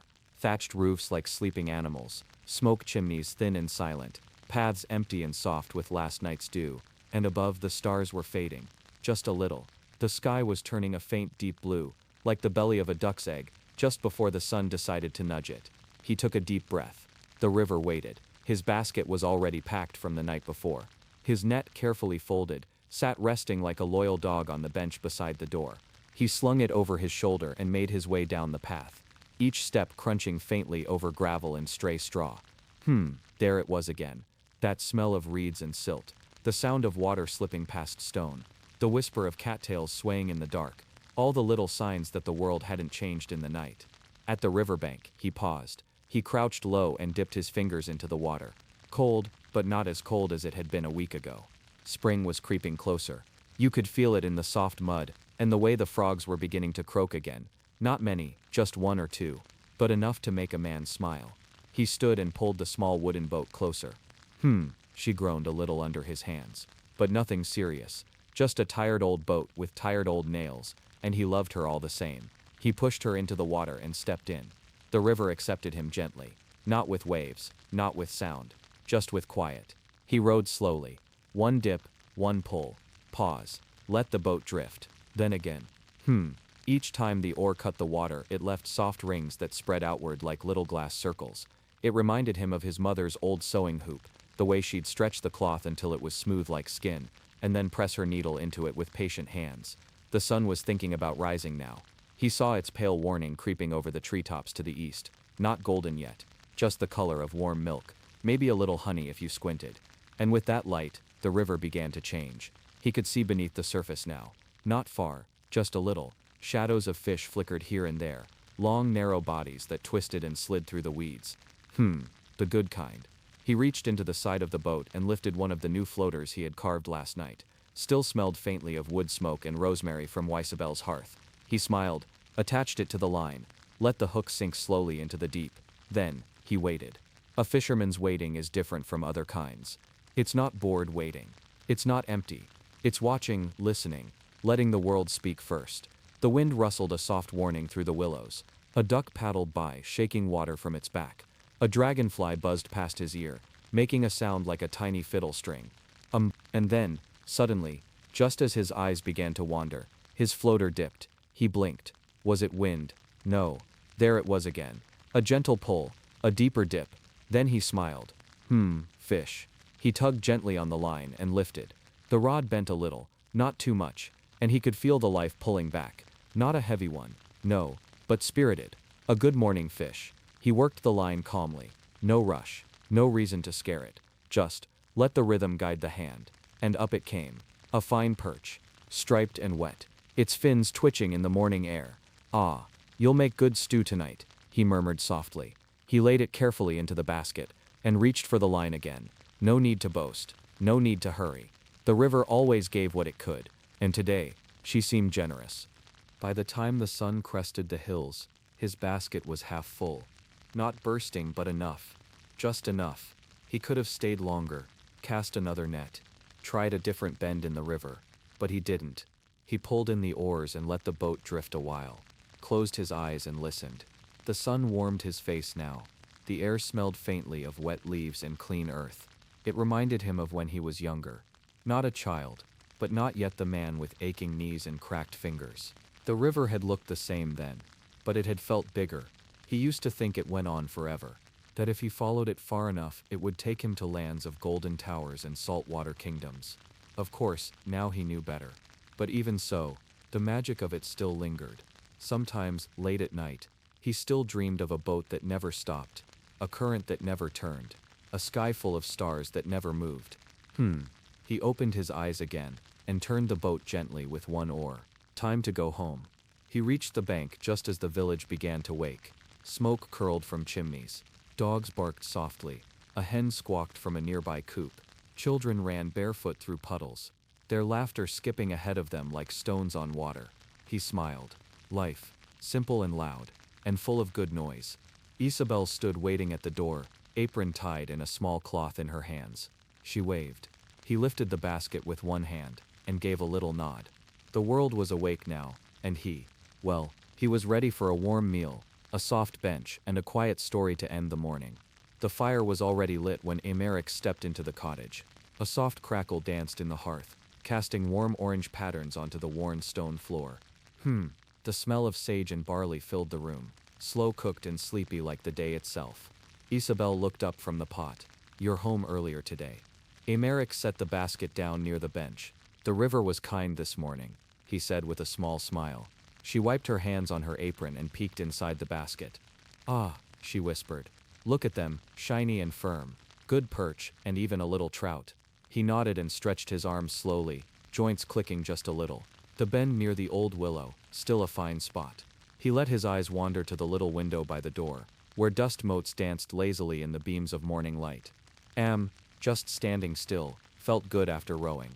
Isabel took the fish gently, cleaned and sliced them with practiced hands, then slipped them into the pot where barley and dried onions had already been simmering. A sprig of thyme, a pinch of salt, and soon the room was full of that rich, humble scent of stew, the kind that lingered in your hair and filled your dreams. Emeric sat down on the bench near the door and unwrapped the cloth bundle in his lap. Inside were the small tools he'd carried with him for weeks now: a curved bone file, a square of whetstone, some cord and a strip of softened leather. He picked up the wooden net frame he'd carved earlier that week, still rough around the edges, but almost done. Shaping wood was different from catching fish. Fish moved, flickered, escaped, but wood waited, patiently, quietly. He ran the file along the edges, smoothing it with gentle strokes. Each pass made a soft scratching sound, like a whisper inside a cave. Back and forth, slow, even, a rhythm not unlike the waves themselves. "Do you think the rains will come this week?" Isabel asked from the hearth. Emeric looked up. The birds are nesting low, and the air smells heavy. Maybe in 2 days." She nodded and stirred the pot. Outside, the village was properly awake now. You could hear the blacksmith's hammer ringing out from across the green. Chickens clucked and scratched near the well. A cart squeaked by, wooden wheels groaning under the weight of firewood. Emeric smiled softly to himself. Even on the quietest days, the village had its own music. Not the kind you sang, but the kind that grew in between voices. The creak of door hinges, the rattle of pails, the quiet thud of footsteps over earth. He liked that music. It never asked for applause. After stew, he gathered his things again. Not for fishing, not today. But the net still needed mending, and there were reeds to be gathered before the sun got too high. Reeds were better when cut in the morning, while the dew still clung to their stalks. If you waited too long, they'd dry and split. He stepped back outside and walked down the narrow path past old Mère Odette's cottage. She sat on her little stool by the door, shelling peas with gnarled fingers. "Back from the water already, boy?" "Yes, Mère." She squinted one eye. "Good fish today, perch and a little trout." She grinned toothlessly. "Then the stew will be good." He tipped his head to her and kept walking, the basket swinging gently in his hand. Down by the marshy edge of the river, the reeds grew thick and green. Some were tall enough to reach his chest. He crouched and began to cut, careful not to tear or twist. The right kind of reed would dry into perfect strips for net weaving and fish traps. It was quiet here, even more so than on the river itself. Only the hum of insects, the rustle of stems in the breeze, the occasional plop of a frog leaping into the shallows. His knife moved steadily. Snip, snip, snip. Each bundle he tied neatly with a loop of cord and laid beside a flat stone.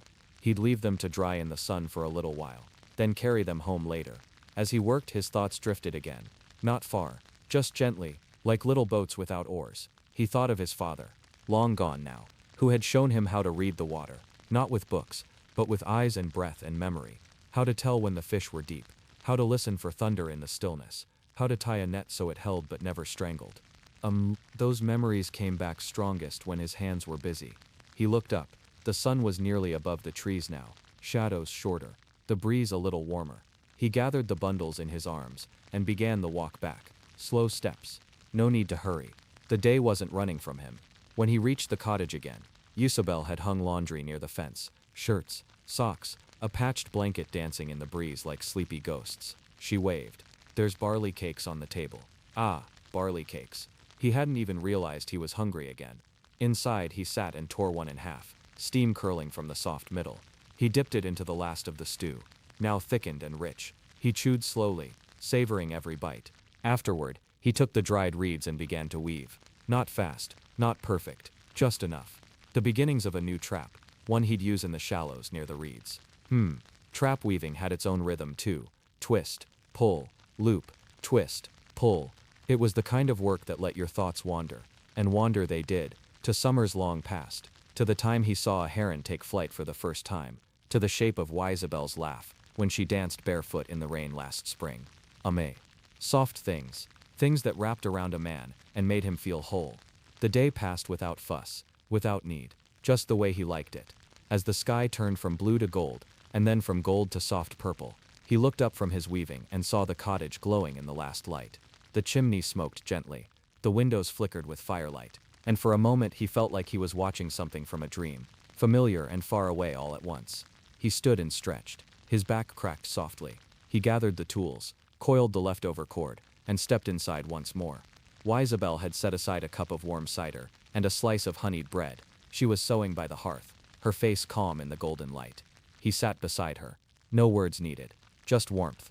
The sound of thread slipping through fabric, the crackle of fire, and the deep quiet knowledge that tomorrow would come, and with it, the same soft rhythms. And that was enough. Sao. The next morning came with a thick fog resting over the ground like a wool blanket. Emmerich stirred slowly beneath his coarse linen sheets. The hearth was cold now, and the faint chill of the stone floor reached up into the room, making him pull the blanket closer for just a few more breaths. But duty, like the tide, waited for no one. He sat up, rubbed his eyes, and let his bare feet find the ground. Cold, yes, but familiar. Every step taken on stone and earth was one step closer to warmth. Outside, the world looked soft and pale.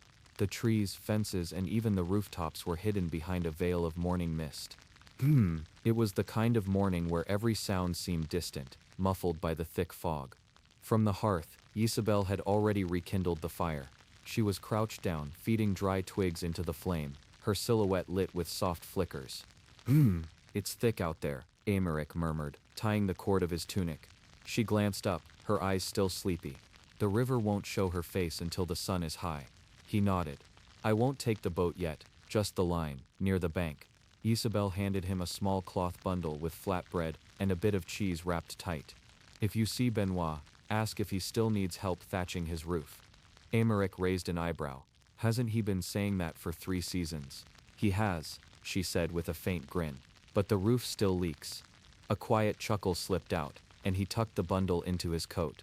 The door opened with a soft creak, and he stepped into the gray morning. Every surface glistened. Drops of dew clung to the fence posts, the grass, the tips of leaves. The sky itself seemed asleep, refusing to show even a hint of blue. He made his way down the familiar path to the bend in the river, careful where his boots touched the wet stone. No one else was out yet. Even the dogs were quiet. Just a few crows calling from somewhere unseen. By the water, everything was still. The river was smooth, like glass, hardly moving at all. Not a single ripple touched the bank. On days like this, it was hard to tell where the sky ended and the river began. He crouched near the reeds, unwrapped his fishing line, and baited it with a piece of smoked eel. The line slipped into the water soundlessly, vanishing into the fog. Time slowed. He sat on a flat rock, elbows on his knees, watching. There was something about fishing that wasn't really about catching fish. It was about stillness, about breathing, about noticing things most people never did. The way a dragonfly lands, the way mist curls and dances above the surface, the soft sound a reed makes when it sways just enough to tap the water. One fish came early, a quiet tug, then another. Not large, just enough for the pan. Maybe one more, and he'd be done. But he didn't rush. He let the day unfold. As the fog lifted, the village began to stir behind him. He heard hoofbeats, maybe Father Lucien's mule going down to the mill. A child's laughter followed not long after, faint and skipping like a stone over the quiet. By midday the sun had pushed through in places, casting long golden fingers through the branches overhead. Emmerich reeled in the line. 3 small perch, not a grand catch, but good enough. He slung the line over his shoulder and turned toward the path again. But instead of heading home, he took the other way, the one toward the hills, past the old chapel ruins. The walk was slow, the climb gentle. He passed rows of low stone walls and old tree stumps covered in moss. The earth was soft and dark beneath his boots, scattered with fallen chestnuts and tiny red mushrooms. At the top of the rise was a wide patch of meadow, and in the center Benoit house. The roof looked the same as it had in spring, and last winter, and the year before. a few broken shingles, a crooked patch where someone had stuffed straw. Bonwai sat on a stool out front, whittling a spoon, roof still leaking. The older man laughed. Only when it rains. Umbo. They shared a smile. You still good with rope? Bonwai asked, pointing to the thatching pole. I am if you're good with ladders. Together they got to work. No rush, no loud orders, just steady hands and quiet fixes. They worked through the afternoon, stripping old thatch, weaving fresh bundles, tying and pressing. It was good work, not fishing, but honest and steady. By evening the roof looked better, not perfect, but less likely to fall in. Bonwai offered a horn of cider and some cured pork, which they shared on the bench out front. Legs stretched, backs straight, chests warm. They talked of nothing much, of the best places for mushrooms, of how the moon had looked last night, of how fast the summer had gone. Then Emeric stood, waved a quiet farewell, and began the walk back home. The sky was soft orange now, with streaks of pink bleeding into the blue. Birds called from the treetops. Somewhere far off a cow lowed. Back at the cottage, Isabel had already begun supper. He stepped inside and set the perch near the table. She looked up, her cheeks glowing from the firelight. Bonwai's roof is patched, she smiled, until the next storm. They shared warm stew, soft bread, and slow conversation. Then as the dark fell fully, and the fire burned low, they sat in the silence that only comes from a long quiet day. Not tired, just full, of calm, of warmth, of things done with care. Outside the frogs began their night song. 1, then 3, then a whole chorus. And inside, Emeric closed his eyes. Just for a moment, the next day began. Not with sound, but with scent. Warm bread. The gentle perfume of thyme. A hint of wood smoke curling through the air like an invisible ribbon. Emeric's eyes fluttered open slowly. He didn't rise right away. His hand rested on his chest, as he listened to the hush of the morning. Somewhere near the hearth, Isabel moved quietly. A pot settled. A knife tapped a board. Ah, the rhythm of the day was already forming. He rose without words, his joints creaking softly as he stretched. The light in the room was soft, golden, like butter on warm cloth. Dust floated in the air in tiny whirls, dancing in beams that spilled from the high window. The air was cool, but not cold, just enough to remind the body it had woken into a world of stone and wood and breeze. He stepped outside into the pale hush. A light fog clung to the trees, but the sun was already working its way through. The birds were cautious this morning, not loud, but present. The coo of a dove, the peep of a sparrow. Gentle voices in the stillness. The village itself was only beginning to stir. A wooden wheel creaked down by the well. Somewhere a child sneezed. Today was market day. He tied the cord of his cloak and headed down the worn path toward the village square. The market in a small medieval town wasn't loud or busy the way large city markets were. It was slower, smaller, but it had its own rhythm, its own kind of song. Stalls were being raised, their canvas tops tied down to wooden poles. A basket of turnips tilted just slightly too far, and tumbled across the stones, drawing soft laughter. A man carried a cask on his shoulder, careful not to spill. Women laid out eggs wrapped in hay, wool mittens and candles molded from tallow. The air smelled of herbs and smoke and wet wood. Emeric moved through the space slowly, hands behind his back, head slightly bowed. He wasn't here to buy Isa. Not yet. Today he was here to trade. Wrapped in a reed basket on his shoulder were the fish he'd salted 2 days ago. Perch, eel, a few tiny roach. Not rare, but fresh and neatly prepared. Good enough for a few coins, or perhaps something better. Some wax for candles, maybe a wool tunic for the colder days ahead. He found Elan first, a thick-armed man with a round belly and a nose like a winter apple. A fisherman, Elan called, lifting a jar of honey. I see your salt still works. Emeric smiled gently. Better than your jokes. They exchanged a small piece of salted eel for a wedge of aged cheese. It was hard, crumbly, and sharp on the tongue. The kind of cheese that made a man close his eyes when he chewed. Farther along the row, he traded another strip of perch for beeswax and a folded square of clean linen. The woman who sold it barely spoke, just nodded, took the fish, and offered the goods with a small smile.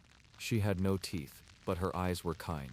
After the trading, Emeric wandered slowly, pausing at a table lined with carved combs, another with dyed wool, and one with tiny wooden toys. He didn't touch, just looked. At one corner of the square, he found something strange. A traveling friar had set up a tiny wooden lectern. Upon it he had a book. Ah, a book. Not many had ever held one. Not even most priests. This one looked old. Its edges were worn. On the open page there was a drawing. A fish, perhaps, but with wings, and a halo. The friar stood quietly, watching the people pass. "Saint Zeno," he said softly, as Emeric leaned in to look. "Patron of fishermen. Caught his fish with a thread made from spider silk." Emeric blinked. "Spider silk?" The friar nodded. "That's the tale." The fisherman said nothing. He looked at the drawing again, then at the sky. "Well," he said quietly, "I've got plenty of spiders in the roof. Maybe I'll try." The friar chuckled, then pressed a small scrap of cloth into Emeric's hand. "A painted token of the saint. Keep him close when the weather turns." Emeric turned toward home soon after, but his walk was slower. Something about the market, about the little exchanges and wandering thoughts, left him full. When he reached the edge of the village, he stopped by the mill pond. The water was still. The ducks floated, one eye open, their feet making little circles in the shallows. He crouched by the bank, and ran his fingers through the cool water. There was something about water, not just fishing in it, but being near it. It held memory, stories, quiet things. In the ripples he saw flashes of old days, when he was young, when he'd caught his first pike, when his mother had shown him how to mend a net, using nothing but a bent nail and patience. He stayed there a while, and when the sun passed its highest point, he finally stood and walked the rest of the way home. At the cottage, Isabel had begun tending the herbs. She was bent over a row of thyme and marjoram, pulling tiny weeds from the soil. Her hands were dark with earth. A basket near her feet held rosemary, bay leaves, and small round heads of garlic. He crouched beside her and placed the beeswax and cheese on the cloth. She looked up and smiled. "Alain's still trading his jokes for food. He is. Poor man." They both laughed softly, the kind of laughter that lives in the eyes more than the mouth. Then together they pulled weeds, pressed soil, and trimmed the tiny stems until the shadows grew long, and the scent of the herbs filled the air like a slow exhale. Later, after supper, a stew with the last of the parsnips, and a little smoked eel, they sat by the hearth with nothing between them but the warmth of the fire. Emeric pulled a thin strip of willow bark and began to twist it, working it slowly with his fingers. "Spider silk," he murmured. "Could you imagine?" Isabel looked up from her stitching. "What?" "Nothing," he said, still smiling. The token of Saint Zeno rested near the candle. Outside the wind shifted, a new breeze colder, the kind that carried the first whispers of autumn.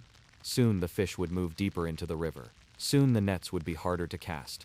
But tonight was still warm. Tonight the fire danced gently, and the fishermen rested, eyes half closed, dreams just beginning to form. As the stars took their places in the sky above. Emeric. The days were growing shorter now.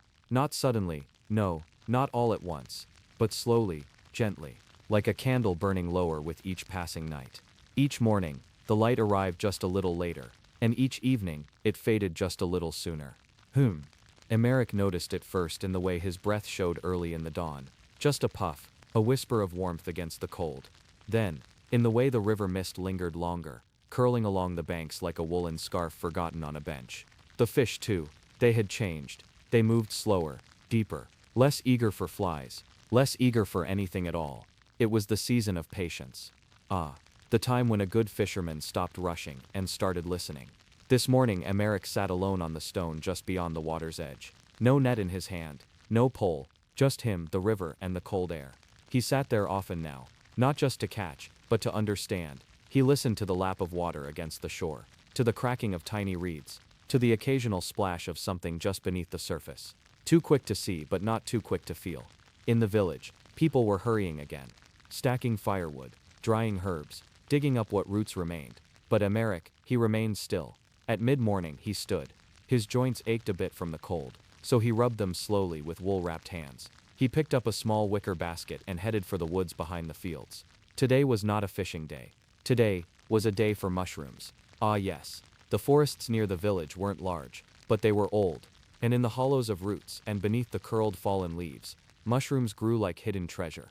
Isabel had a list, of course. She always did. Flat caps, the kind with gills like paper fans. No bright colors, no spots, no foul smells, only the soft brown ones, pale gray on the underside, ones that knew how to hide. He moved slowly through the trees, eyes close to the ground. Every now and then, he would crouch, pinch a stem, lift it, turn it carefully, then place it gently in the basket. Not too many, just enough for supper, maybe a stew. Along the way, He also gathered wood. Not heavy logs, but fallen sticks, dry ones, no thicker than his thumb, perfect for kindling. The air here smelled different from the river. It smelled like earth and moss and damp bark. It smelled like time itself. As he bent down to gather another patch of mushrooms, Emeric paused. There was a stone tucked under a tree root, square, carved, strange. He brushed the dirt away slowly, revealing a faint mark. It was a letter. Latin maybe. The edge of an old inscription. He didn't touch it further, just looked at it, then let the leaves fall gently back over. Whatever it was, it could rest. Not everything needed to be remembered today. Some things belonged to silence. By mid-afternoon he returned home with a basket of mushrooms, twigs and 3 chestnuts he found near the edge of the path. Isabel met him at the door, her cheeks pink from the wind. She smiled when she saw the chestnuts. Just 3, he shrugged. The squirrels are faster than I am. That made her laugh. Inside, the cottage smelled of garlic and ash. A pot already hung over the fire, and he could hear the faint pop of bubbles as broth thickened. She took the mushrooms one by one, setting aside a few that looked too dark or too soft. He built the fire back up with the twigs, careful to lay them crosswise for air. There was something so steady about it.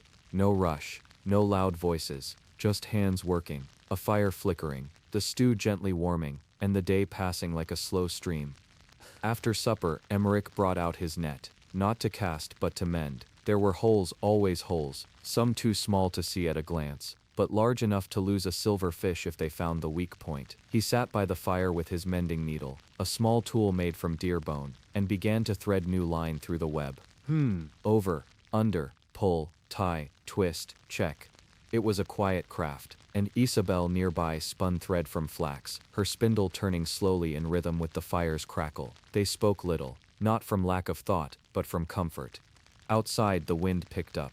Leaves rattled on the roof like soft drums. An owl called from the woods, once, then again. Night had arrived, slowly, as always. No hurry, just a slide into stillness. And in that hush, Emeric finished the last knot on the net, and folded it gently. Tomorrow perhaps would be warm enough to cast again. Perhaps not, but tonight, there was firelight, and the taste of mushrooms on the tongue, and a sense that things, though always changing, were still familiar. Even as the stars returned to their places in the dark sky, when the candles burned low, and the embers fell quiet, the fisherman lay down. His hands rested against his chest, palms open, his breath slow, in, out.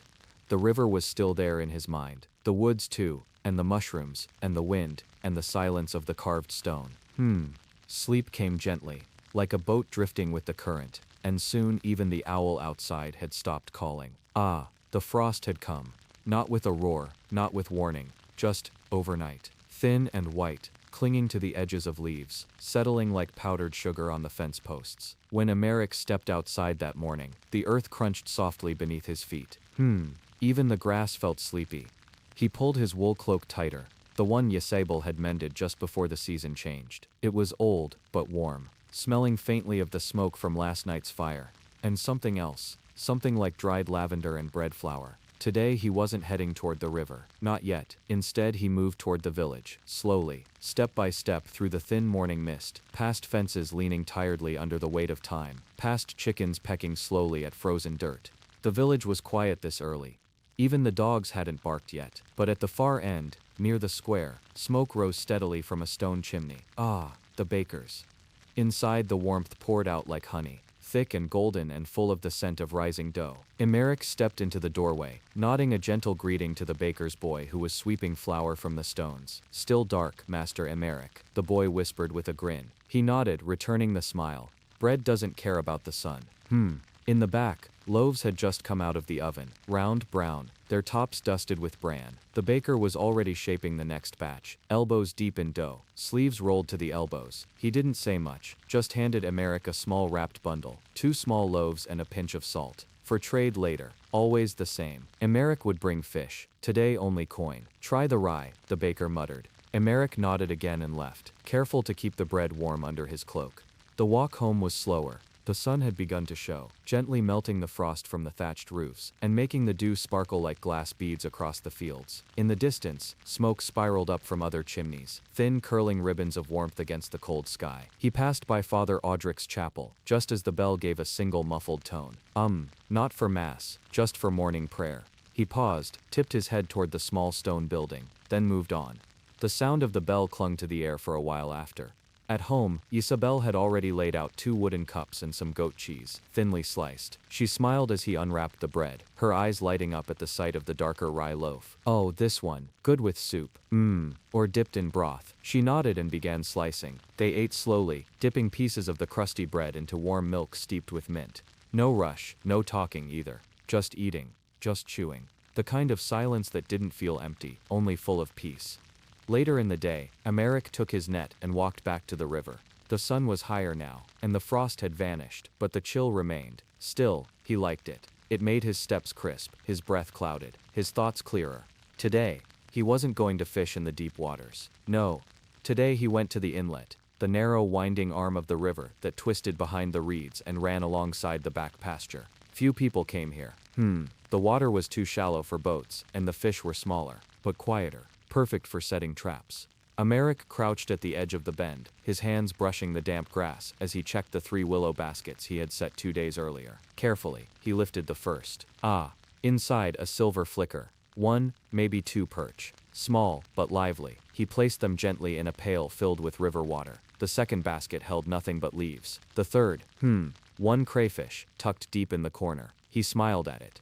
Strange little thing. Not for stew, he whispered. Back you go. And just like that, he tipped the creature back into the stream. It wasn't always about catching. Sometimes it was about balance. The fish taken, the fish spared, the river fed, the river listened to. He reset the traps and leaned back against the bank for a while. Above him, birds hopped along a low branch. 2 of them, maybe sparrows or finches. He watched them for a long time, not blinking. Sometimes, doing nothing was everything. By the time he returned home, the sky had begun its slow fade to gold. The smoke from his own chimney curled steadily, welcoming him. He stepped inside to warmth, to the scent of herbs and roots simmering in a pot. Isabel glanced up from her seat by the fire. 3 fish, 2, and a tiny soldier that got away. She chuckled and added another pinch of salt to the pot. As twilight deepened, Emeric sat by the hearth again, this time with his carving knife. He had found a piece of driftwood earlier in the week, soft and curved. Tonight, he began shaping it into the form of a fish. Not exact, not perfect, just something for the shelf. He didn't carve to sell, or to show. He carved to remember. Every small cut into the wood released a scent, sweet and dusty and old. The knife whispered across the grain, as the fire popped, and the stew simmered. Hours passed like minutes. That night, with the wooden fish resting on the mantel and a loaf of rye cooling for tomorrow, Emeric stepped outside once more. The stars had returned, cold and clear. He tilted his face upward, letting the stillness settle over him. The river could not be seen from here, but he could feel it. Moving, always moving, even in the dark. And somewhere out there, the crayfish he let go was burrowing into mud. He smiled, and slowly stepped back inside. The frost had deepened. It wasn't just a light coat on the grass anymore. No, now it crept up the shutters, clung to the eaves, settled into the corners of the stone walls with quiet patience. Inside the cottage, Emeric sat at the edge of the hearth, his wool socks warmed and slightly singed at the toes, the fire casting slow shadows on the beams above. The fishing season was winding down. It always did, just like this. No sudden stop, just a slower rhythm, like the river itself. He leaned forward and stirred the ashes gently, pushing the coals together. Isabel, wrapped in her thick shawl, was twisting cord at the table, long loops of hemp fiber, being spun into something stronger. They needed new netting by spring. And though it was early, her hands preferred working in the quiet months. She said softly, not really speaking to him or herself, just noting the hush in the house. Outside, the world was pale blue and silver. After their morning bread, just slices with lard, and a little wild honey they'd saved from summer. Emeric stepped out to fetch more firewood. His boots crunched through the frozen soil. A rhythm so familiar he didn't even think about it. 1, 2, 3 steps. Each footfall a sound that echoed only slightly. At the edge of the storage shed, he paused, watching the way the frost curled around the old wooden hinges. Frost makes art too. He gathered the logs carefully, older ones near the back, drier, lighter. As he returned, a slow crow passed overhead, its wings catching a streak of gold from the rising sun. Just one. Later in the day, he visited old Tomlin. The elder fisherman lived just beyond the far field. past the hedgerow and the narrow wooden bridge. Tomlin hadn't fished in years, his knees were tired, and his back bent. But his stories, oh, they still lived strong. Armeric brought him smoked perch, wrapped neatly in cloth, and a few apples from their last store barrel. Tomlin welcomed him with a nod and a raspy fing. Enter, boy. Though Armeric hadn't been a boy in 30 years, the old man's hut smelled of dried herbs and old net twine. There was a pot of something cooking on the coals, turnip soup maybe, or cabbage water. They sat beside each other without needing much talk. At some point, Tomlin began speaking, softly, slowly, as if reciting from a dream. Stories of rivers before the roads came. Of a time when salmon ran so thick, he said, you could walk across their backs and never wet your boots. Armeric didn't interrupt. He didn't ask if it was true. It didn't matter. Sometimes stories weren't meant to be measured. They were meant to be held. The two men drank a little cider, thin and cool, and then Armeric made his way home. Before dusk crept in, as he crossed the narrow bridge, the wind picked up. Just a whisper. It rattled the reeds and sent a few dry leaves tumbling across the path. When he got home, Isabel had lit a candle and placed it near the window. Like a lighthouse, for those who still wandered. The evening meal was simple. Boiled barley, fish broth, and a bit of soft cheese. The kind of meal that filled the belly, not the mind. They ate by firelight, their shadows dancing lazily on the walls. Afterward they sat with their own tasks. Isabel with her cord again. Armeric, reshaping the old float bobbers with his carving knife. He worked slowly, each cut of the blade echoing in the room. Not hurried, not careful, just quiet. Sometimes wood wants to speak back if you give it time. Outside, frost returned with the night. Thicker now, bolder. The stars hung low, sharp as needles above the black line of the trees. From time to time the cry of an owl echoed from the woods, low and long. Isabel placed a blanket over Armeric's shoulders before going to bed. He sat a while longer, staring into the last orange embers. His thoughts weren't loud. They were soft, like the ripples on still water. He thought of Tomlin, of the river in summer, of the crayfish that had waved its tiny claw just before slipping back beneath the surface. Strange thing that.